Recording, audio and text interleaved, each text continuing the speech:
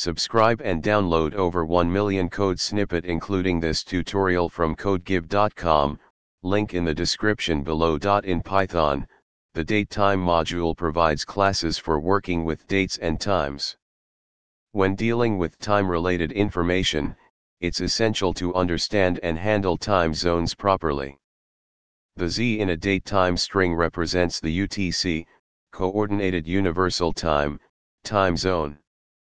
This tutorial will guide you through working with Python's datetime module with a focus on handling time zones. To create a datetime object, you can use the datetime class. If no time zone information is provided, it defaults to a naive datetime object, without time zone information.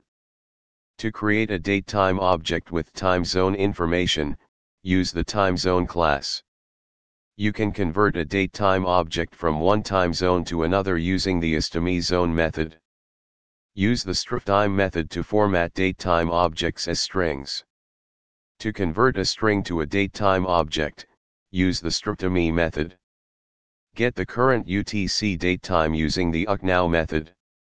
Understanding and managing time zones is crucial when working with datetime in Python. The datetime module provides powerful tools for creating, manipulating, and formatting datetime objects with time zone information. By following the examples in this tutorial, you can effectively work with Python datetime objects, including those with the Z, UTC, time zone. ChatGPT